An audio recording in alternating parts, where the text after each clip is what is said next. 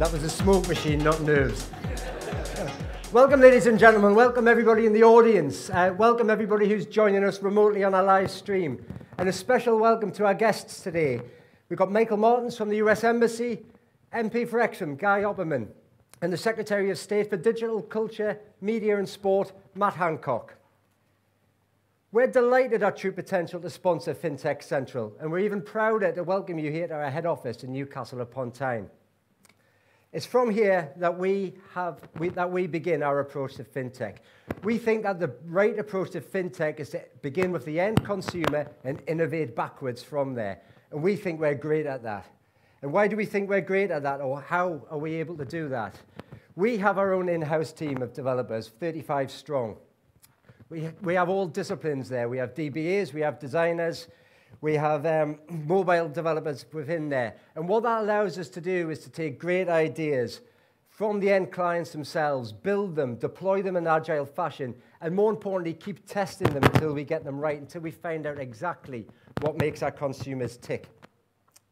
And our best example of innovation is something that we call Impulse Save. I first showcased Impulse Save at an event called Finovate in New York. That was 4 years ago, and at the time, I said that we were world first with it. Looking forward, still 4 years on, we still are a genuine world first with Impulse Save, and I like to think that that's proof of great innovation in action.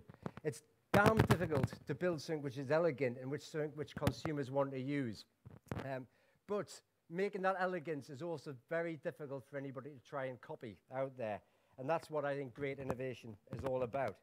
So let's have a look at some of this innovation in action today. If we can just open up my mobile account, please. This account is what a typical True Potential client gets.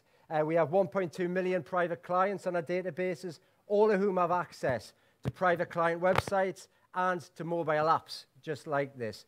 These mobile apps let you track the performance every single day of all of your accounts. And importantly as well, they can give you context by tracking your accounts against your goals. So if we just check how I'm getting on against my goal there, you can see that today's gap to goal is £45.78. And this is where Impulse Save really clicks in with its first unique side of things. It lets us not just identify the gap to goal, but to take action with it as well. So let's press the Impulse Save option, please. And here we're presented with some choices about how we can take action. We can set a certain amount, £10, £50, for instance. We can close our gap to goal because it's figured out what that is. But also we can Impulse Save from £1 upwards, and that is the next thing which makes Impulse Save quite unique. Only Impulse Save lets anybody, any UK consumer, save £1 upwards into up to 200,000 separate holdings throughout the world, and with world-class fund managers, including BMO, Columbia Threadneedle, and Allianz, just to name a few. So I'm £45.78 behind my goal, but let's Impulse Save a little bit more. Let's get ahead of things. So let's choose £50, please.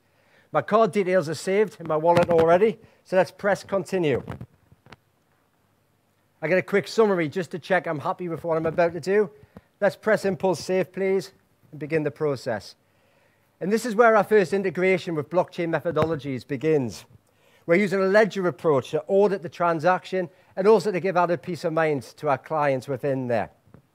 And just as I've been speaking, you see the process is complete. We've been left with a finished screen. Thank you. That'll take 1 to 2 days now for that transaction to come through and for the client's money to land. As blockchain matures in our industry and as others join our chain, I foresee the day when that money interrogates straight from the client's account and straight into there on the same day. And frankly, I think that's the problem with being an innovator at times. You sometimes have to be first. We're first, we're ready. We need others now to connect to our chain and really realize the true potential of what blockchain can mean, not just in fintech, but to the UK consumers out there as well. So ladies and gentlemen, thank you very much. That's all I have time for today. Really appreciate your attention. And I'm now going to introduce Mark Henderson, my fellow senior partner. Mark's going to talk about innovation in a different way and how we deal with asset and investment management. Importantly for me as well, he's going to let me know how he's going to look after invest my £50. Ladies and gentlemen, thank you, and please welcome Mark.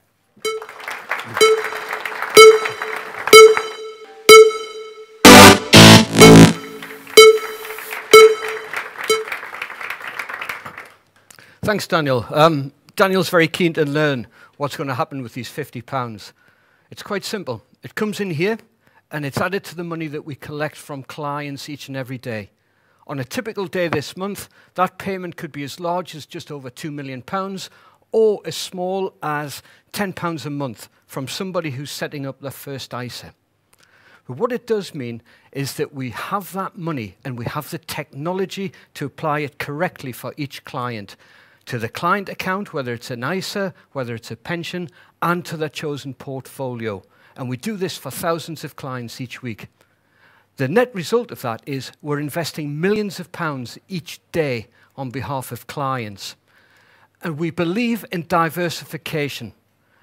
We are multi-asset managers, and we employ the best in the world to find opportunities across the world for our clients to invest in. Now, this isn't cheap, but technology makes it affordable. It's complex, and again, technology simplifies it and makes sure that our clients understand exactly how they're invested and how they're progressing towards their all-important investment goal. And we're good at what we do. We're successful. We're looking after £7.5 billion of client assets. And that scale enables us to be innovators. And I'm very proud that we launched recently our own growth-aligned fund range. And to put it simply, for a client, if we don't make money for you, we don't make money for ourselves. And let me show you how this works. In year one, we will make money for the client. We take a share of growth fee. The client keeps 90% of that growth. Year two, if there's no growth, there's no share of growth fee. And it gets really interesting in the third year of this example because there's significant growth, but we don't take a share of growth fee on all of that. It's on the segment that's above the previous high, and then that rebases it. And what it means is that we have to be good investors and we have to get consistent growth over the long term for our own interests and our clients' interests. Absolutely perfect alignment. The second thing that the scale brings us is the ability to reduce costs. The investment partners that we deal with, we pay them less as the amount of money invested goes up. We drive that cost down and we spread it across all of the funds that we have. And in this example, one group of our clients, we've saved them £1.5 million per year. Now compound that up over 20 plus years of investment growth, and it's real significant savings and returns for clients. Let me go back. The people that we've chosen to help us run this fund are two world leaders in their fields, their respective fields.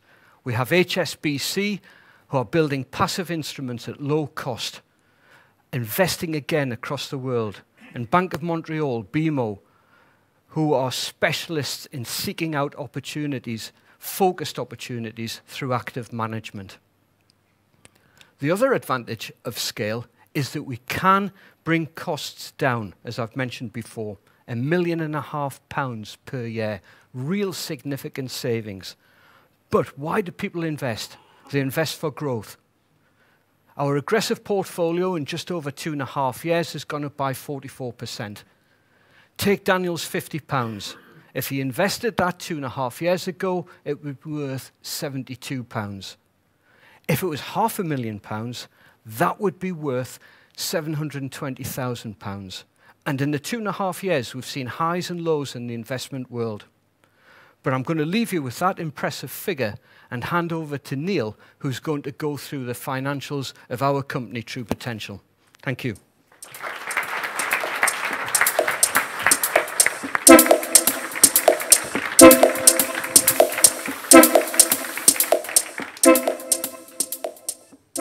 Well, thank you, Mark. Morning, everybody. Good morning. I'd like to share our results with you.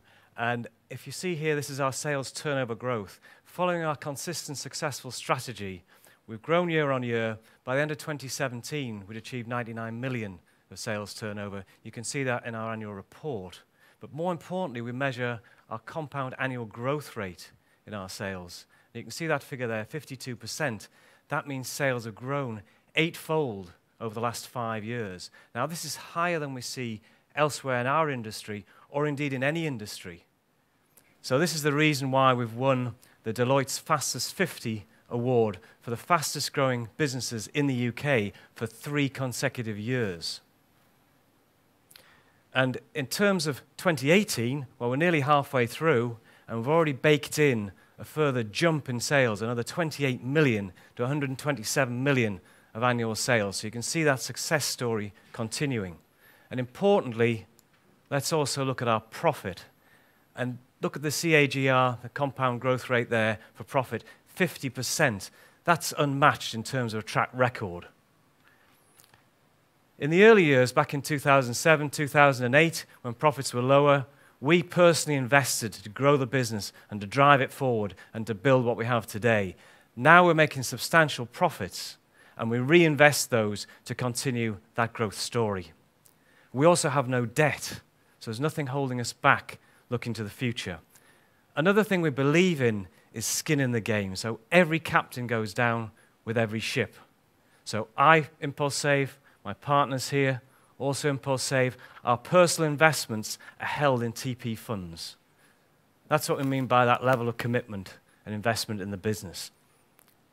Now looking ahead, for 2018, we already know that we're going to get to 38 million of profit this year. So you can see the growth rate is accelerating. It's faster than the sales growth. And that leverage is a sign of a very successful business. But we're not buying business. We're profitable, but equally, the use of technology and the scale that we have means we can reduce costs to the client, but also dramatically increase our profits. So that truly is a virtuous cycle. So we look ahead with great confidence. Thank you.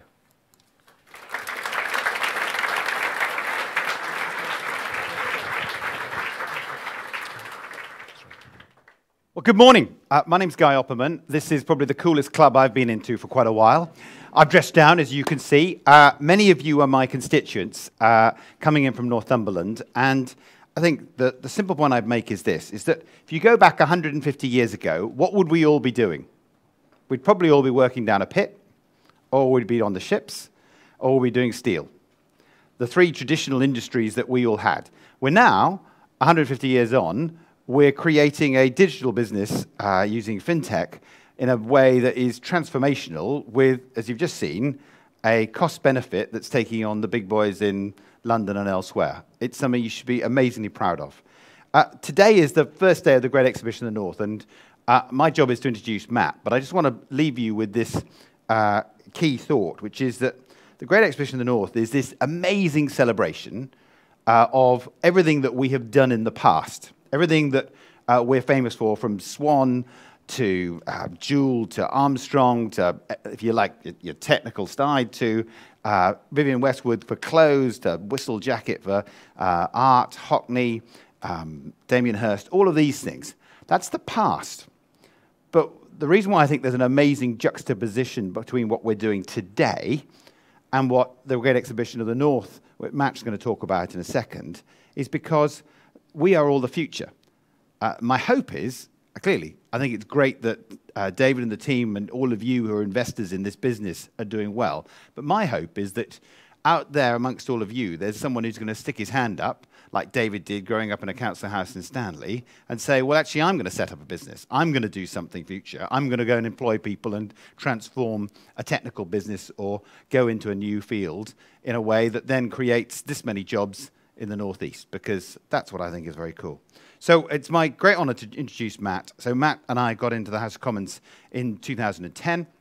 He was, for a while, the digital minister in the Department for Culture, Media and Sport. And digital minister is there not just to ensure you get good broadband. If it's not working, blame him, not me, please. More particularly, though, he was promoted to be Secretary of State for Culture, Media, Sport, specialising on all matters digital as well. I think it is fair to say that he's had 24 hours in the Northeast over the last day, where he's had an opportunity to see the amazing things. We both went last night to the Hancock Museum. It's no relation, but I'm sure he'll claim the credit. Or sort of distant cousin 28 times removed. That'll do, exactly. But the Hancock Museum, where if you haven't been, you have to go. Ladies and gentlemen, Matt Hancock.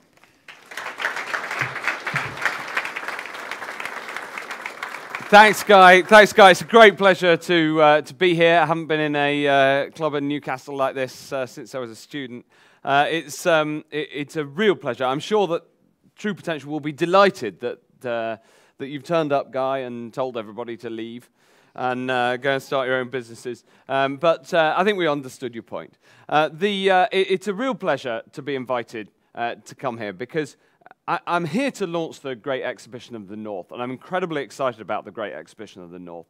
But the most important thing about having the Great Exhibition based here in Newcastle and Gateshead is that it is a symbol of, yes, of the history, and the Hancock Museum exhibition is brilliant, 2,000 years of what the north of England has given to the world.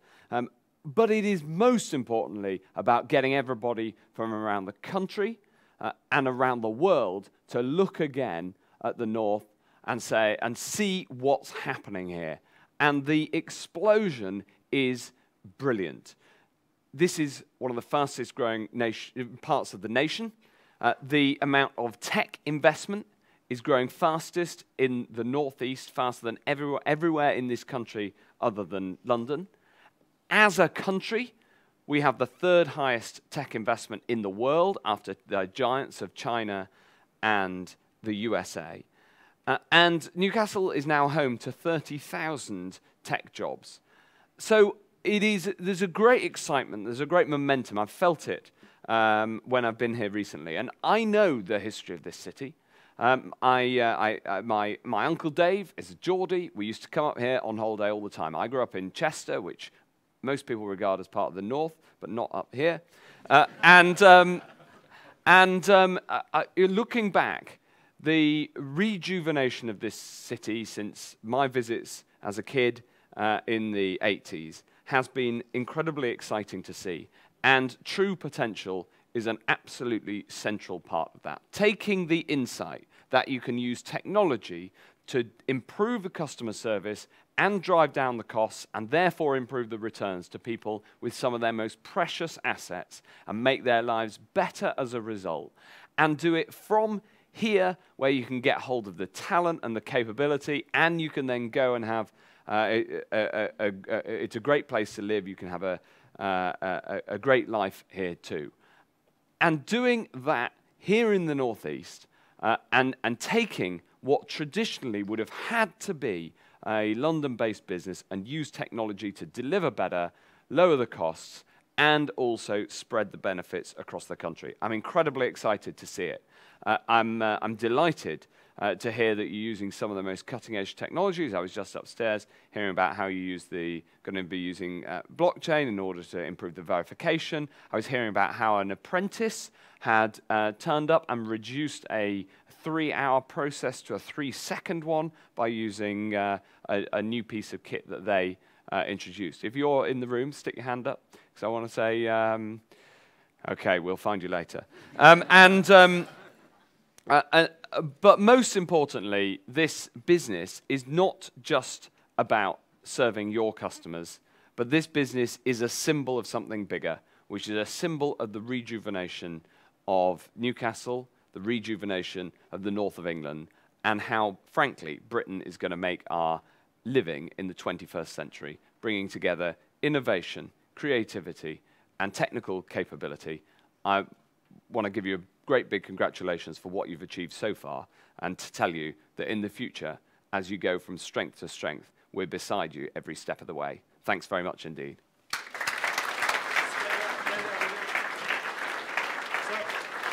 So we're doing Q&A. This, as you can probably imagine, is a microphone. I was extraordinarily tempted to practice American football and go long, but I think that would be a deeply stupid idea. So, David, where is... that was very easy. David, you're in charge. Your question. Hi, Matt.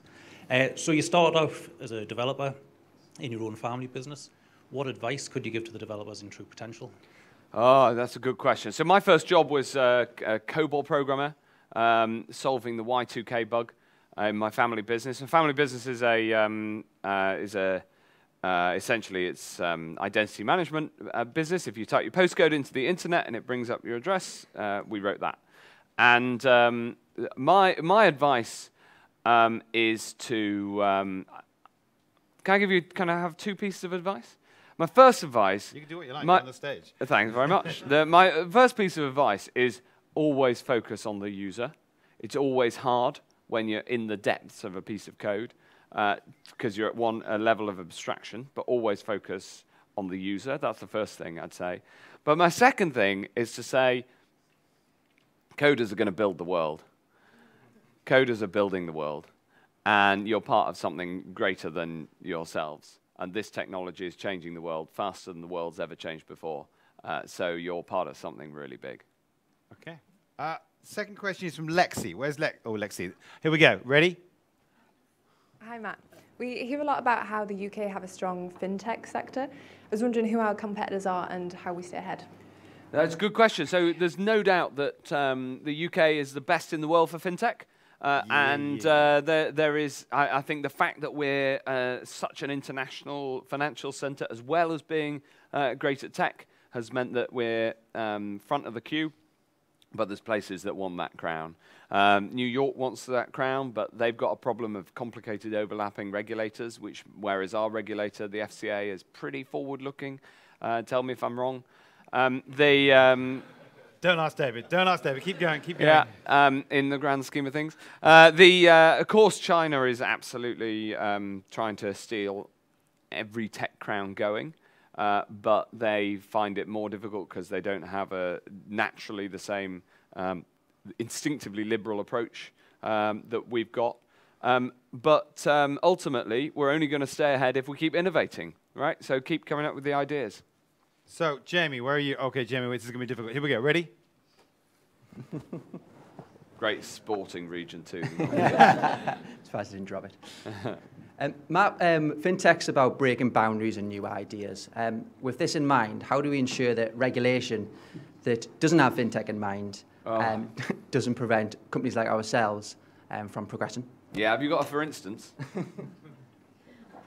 No.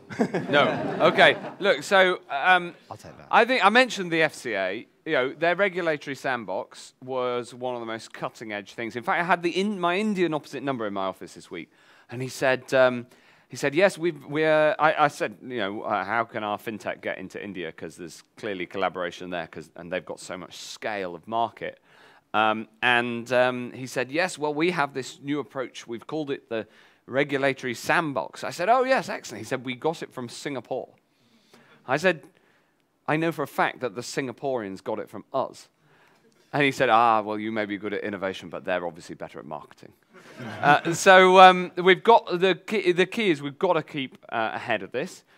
Right across the board, rules and regulation, laws and regulations have been written long before the sort of technology that you're developing here was even dreamt of. And we are in the middle of going through the whole regulatory piece to update it. Fintech was one of the first areas. Clearly, we've just done data protection with the GDPR. You might have had an email about it. We're going through drone regulation, for instance, and automotive car regulation to try to pull off this trick of having regulation that, yes, protects the safety of citizens, but also is pro-innovation. Now, you can always argue about the balance of that. I think that too often we get the balance not enough in favor of the innovation side. Given the scale of changes, we've got to be really open to what can happen to make sure that we don't stop it. But there's a massive process we've got to go through as a country and as legislators to update the laws right across the piece so that we can take advantage of these technologies. And fintech is one example, but there's a whole load of them because it's changing every aspect of life. Now, next question is Laura. Where's Laura? Laura, here we go. Ready? Hi, Matt. So you famously called your department the Ministry of the Future. What technologies do you think we'll see in the next 5 years? It's also known, hang on, we know it in government as the Ministry of Fun, because they basically get all the fun jobs as well. You know, we actually did rename it the Department for Digital, Culture, Media and Sport, because I thought that digital needed a bit of a higher billing. And it is the Ministry of the Future, because the combination of technology and creativity, and you get the creativity through the cultural life of the nation, that is where the future lies. It is also the Ministry of Fun, and previously people in my job have balked at the idea that it's called the Ministry of Fun because it makes it sound like it's not serious. No, the thing is, there's quite a lot of serious heavy lifting these days, and also I think the country needs a bit of fun, frankly. So we're all in favour of that. I think the big technologies coming down the track are, well, let me answer it this way. A few years ago, there was a huge amount of excitement about blockchain, and that's developing and now maturing quite effectively. We use it in government, for instance, to verify payments. There's also excitement about the Internet of Things, although we've got to make sure that we get the spectrum coverage broad enough so that everybody can use it. I think those two are will bring big changes. But then there's a technology through artificial intelligence, there's technology that is going to be even bigger, because by its nature, whereas most technologies improve things in a sort of linear way, because artificial intelligence allows the machine to learn, it is a compound rather than additive. It will keep improving and keep accelerating. So I think that is going to have a massive impact. And everybody's talking about it. But even bigger than the impact of AI, I think, but probably on a longer time scale than 5 years, is the impact of quantum computing. And in AI, we're one of the world leaders, like we are in fintech, but the Chinese and the Americans are also very strong. In quantum, there is no doubt that the UK has the best technology on the planet. It's mostly happening in Cambridge, in research labs, and it's just starting to be scalable from infinitesimally small but incredibly rapid computational power to being of usable scale. If we can get ahead in quantum, then that is going to have an impact even bigger than AI, and we're at the front at the moment. But traditionally, you know, the UK has been good at innovation and then found the commercialization harder. I don't think that really applies anymore, and in a way, you're evidence of this. So we've got to stay right at the front of the quantum race, which is only just in the starting blocks right now. I'm going to take that back. We haven't quite finished. I've got two more things I want to do. So I definitely want you to tell that, because you got the chance to meet our greatest astronaut, and that story they should hear. I just want to ask a question here. So David famously set this business up, having had a lifetime in financial services. Stick your hand up if you think, obviously not straight away, but at some stage in the future, you want to set up a business. I'm going to stick my hand up. Don't be shy. And stick your hand up if you think you can be as successful as David can in the business you're going to create. Go on, who's got I saw someone there hand up. That lady there. Someone twitched. So I'm gonna tell you. So Matt has an amazing job. It's a really, really cool, interesting job, looking after everything from digital to culture to sport. But you also are in charge of broadband. And I love the story that these guys should hear. We're going to finish on this. The time that you met our most famous astronaut. You tell that. Well, it's a great story. One of the great things about my job is I meet some really interesting people. But there's one downside to my job, which is that when I meet really interesting people, and I want to ask them about them and what they do and find out about them, too often they find out what I do and they start badgering me about their broadband. And now, I'm sure that this isn't an experience any of you have had, because the rollout of broadband is better in the Northeast than any other part of the country. Do you know that guy? Yeah, when you say Northeast, you don't necessarily mean rural Northumberland, but keep going, yes indeed. Yeah, that's right. And it's so great everywhere except for your constituency. I say, blame the local MP. But this reached its peak when in December last year I was sat down for dinner next to Tim Peake. I was really thrilled, really looking forward to it. I wanted to ask him about the scientific experiments that he did on the space station. I wanted to ask him about what it was like going up in the rocket, what re-entry into the Earth's atmosphere was like, about the training. And he turned to me and he said, you're the digital guy, aren't you? I said, yeah, that's right. He said, the broadband on my space station was crap. And he then badgered me about how there's not enough spectrum allocated for the space program to allow for the connection to be broad enough up to the space station. I love the fact he blamed you for this as well. And he did. And I couldn't believe it. And he went on and on about it. But I bumped into him last week. I was at Stephen Hawking's memorial service, and there was Tim Peake.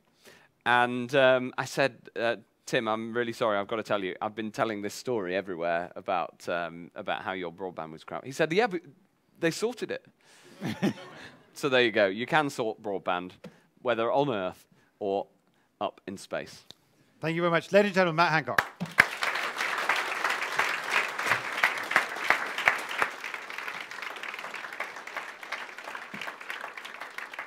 So it's a great delight to be the warm-up man for David. David Harrison.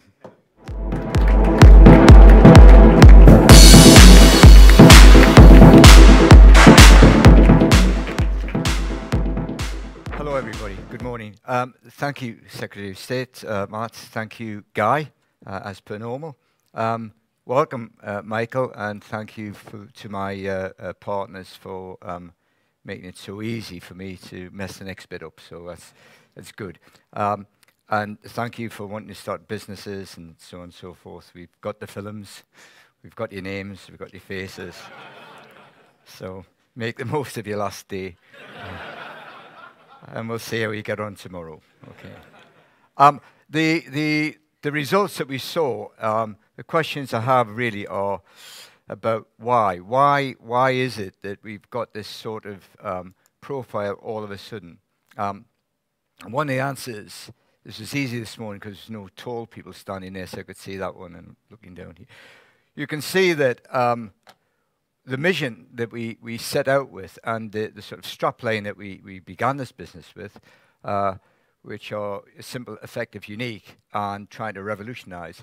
Too often these things come out of marketing departments or something. They're trying to, if you like, make something look nicer later on, or change your mind, or if you see an advert in the TV, which you often do. If you watch the adverts in the TV and you see the banks advertising, if you want to know what the banks are doing, have a look at that advert and it'll be the direct opposite of that.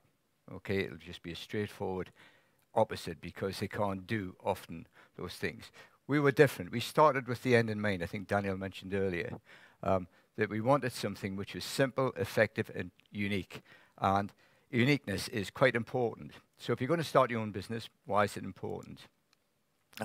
We became unique not just from one of the things we've done, because there are many of the things that we do are not unique. It's really difficult to get something that on its own is unique, because it means that nobody else has it. It doesn't exist anywhere else but here. Okay, so I'd never claim much of that. Impulsive is a good example of something that is truly unique and continues to be unique.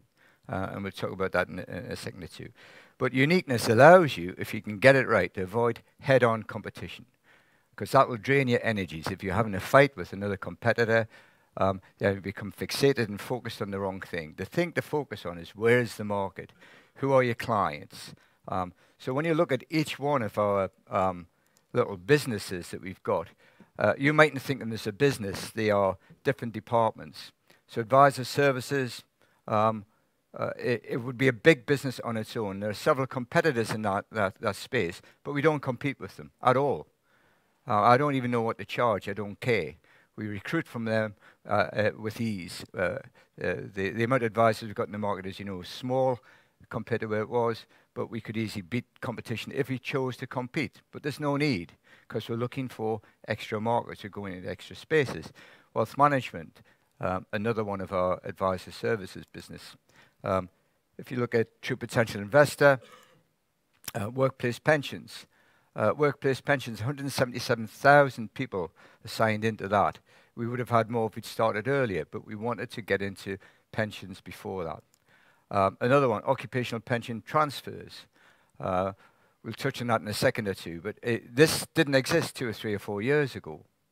Auto-enrollment, which are workplace pensions, a fantastic innovation from the government. When the government decides to be innovative, it normally works. You just want them to try more and more and take a little bit of a risk. Problem is they've got to get voted in each time. So that's testing for us. When you look at then technology, the in-house team, we've got David standing in front of me. Remember building Impulse Save. From Impulse Save, from the thinking about Impulse Save, the drawing of it on a whiteboard and a demo, I think was weeks. This is something which took weeks. You saw behind. Daniel will tell you, I think it's scarred him for life, or well, playing rugby scarred him for life. So, but when he went across to New York, and this was the thing on an Apple Watch, he did it on an Apple Watch many years ago, and did an actual live demo using broadband in New York, which isn't as good as broadband here. It wasn't good enough to drive the Google Glass, however, that froze, so they all had to stand on stage looking foolish for a while.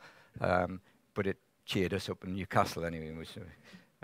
So when you look at all these things, let's just flick through them. These are all the things we've got. Platforms. We've got a business-to-business platform. We've got an investment platform, which we've just rebuilt or rebuilding. We're about to test it. Using our own assets, using our own money, and then your money, and then maybe some clients' money. And if it works, then we'll roll it out to the rest of our client base. Platform operator, ISA manager, pensions administrator, pensions trustee. It took us 14 months to be trustworthy enough to become a pensions company. Matt wants a tip, or Guy wants a tip as to how you get rid of the not how you get rid of the regulator. How you help the regulator is to get them to pick up your file. You get 6 months in order to get for them to look at this. They pick it up about 1 minute to the 6 months, and they ask you an innocuous question. So after 14 months, we finally got through. There was no change in this. We were ready on day one, 14 months later. So it's that kind of speed that we'd want. And, I know Guy quite well. I've just met Matt, but we've studied them. They are fast operators. They will move as fast as the machine lets them. And if the machine doesn't let them, I know they change the machine. So we're in good hands. Fund management, there we go. Took us a year. Colin's own money was invested. He was the only investor. His pension went into his own funds to begin with. Portfolio management, we heard from Mark about the amazing job that they've done down there. All gathered together in one simple to understand value chain. So Matt asked a great question earlier on. Who are your clients? How do you get your clients? And you get your clients through your distribution methods. So we've got something like 4,000 people selling our services, our products out there. They have chosen the clients. Our direct-to-consumer, however, chooses a different kind of client. Our workplace pension has a different kind of client. So when you look at what we're trying to do, we have a hugely diverse set of methods to attract clients and to sell to them. We gather them together for efficiency, and then it's spread, once again, to avoid risk to the client. The best way to avoid risk is to have many eggs in many baskets. It's the opposite of some approaches by some fund managers. It also allows you the clout that we have. When we signed up UBS, we've given them about £740 million. It makes us the biggest client in Europe. Now, UBS are quite a big deal, by the way. One of the biggest assets managers in the world. Yet we are their main client. And we use that. We use that to get the price down. So it's how you focus that, but you make certain that you spread it then to ensure that the one phone call you don't want is what's happened to my money. We want to be saying, well, it's gone up 44%. So that's the aggressive portfolio. Balanced, I think, about 30-something%. Quite good. I know because I'm in there, by the way. So finally, no good building a business, doing anything unless you choose the right market. So when we look at the market itself and just pick out one or two areas of the market, we know people are getting longer. I feel as though people are getting taller. Yeah. People are living longer. And it's often presented as a problem. Oh, people are getting older. They're living longer in old age. And so the pensions which were designed in the 40s, 50s, 60s, 70s, in some cases 1840s, 1850s, 1860s, not 19s, were designed to be perfectly timed. So 2 or 3 minutes after you retire, you die. That was it. You know, and then we've been guaranteeing this via the state pensions. Now we no longer have SERPs. I was told quite when I was 16 in consulting company, you get 25% of your pay when you retire. Now I'm retired. I don't take the pension. I'm letting it roll up. So I can get £150 a week, which is not quite a quarter of my pay. It's not quite 25%. Sometimes on some days it's been more than my pay. So, if you want to see who's told pension fibs over the years, it's every government, because they promise something which is impossible to keep up. Like private companies saying, we'll give you a pension for life, okay, buy you an annuity for life. Those days are long gone. And it's not because of interest rates being low, it's not because of the annuity, it's because people are living longer. So we see that as an opportunity. It's not a problem. It's a problem if you're dying. It's not a problem if you're living longer. So when you just look at that one thing in the market, you then think about technology, you think about what we do with that. So our approach to longevity, if you like, is to have a fund, which that funds continue to grow. Once again, where the regulator gets it wrong, they put you in a risk rating just at the time, the wrong risk rating, just at the time you need growth. You need growth because you're going to be living 20 or 30 years. Imagine going, right, okay, I'm retired, I'll now go into cash. Gone. You get the square root of nothing in a bank building society or an annuity right now. You need to be in the markets. For people to be confident to be in the market, we need to educate them. Thus the true potential puffin approach with Open University, where we got a department there that's educated 260,000, 400,000, something like that, people about financial matters. Simple, straightforward language, but you need growth. You need growth. So that's what we're doing. And we're letting people see where the growth is via their phone, their iPad, their television screen, whatever method they find to get in there. So that's one of the areas. Then we look now at how lucky we are. Not just lucky to live longer. We're lucky to actually be in the northeast of England. But both Matt and Guy have touched on it. FinTech, Britain has the opportunity to be the world leader. It's not often these days you hear that. You hear everybody queuing up. I've stopped watching the BBC, frankly. I've stopped reading the FT at times as well, because I hadn't realised how badly off I was as I climbed into my Bentley. You know, it's totally the opposite. I'm going to put them with the banks and building societies and the advert people soon, because when I look in the car park here, you seem to be doing all right. You know, make the most of it, because you're sacked tomorrow, those who are going to compete with me. I'm not trying to change your mind, so I'm going to try to urge you on. But when you look at the northeast, and Matt almost stole my word for word what I was going to say. This is a great place. The UK itself is a great place. If you manage to just pull yourself away from the rubbish in the papers and you look at the actual statistics, the real evidence, it's hard to find, but it's there. We're living longer, it's safer.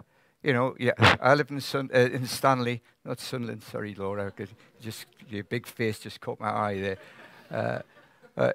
And because of that, I live in a relatively safe area of County Durham, not like Sunderland. We had a fight every 5 minutes. It's not that, there'll be certain parts of London you go and you will get into trouble. But the rest of the time, we've got a great health system. It's hugely expensive to keep going. But you are well looked after. United Kingdom is probably the best place on earth. And part of that UK is here. And I think this is God's country.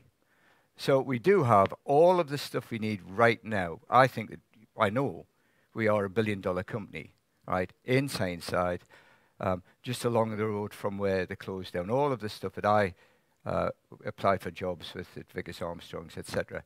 And it's remarkable, and we should make the most of it. Thank you for your attendance. A special thanks to our special guests. And enjoy the day. And people have been joking about this being a semi-permanent fixture. Well, we'll have a look at the costs. Okay. Not to me, to you. Okay. Okay, thank you.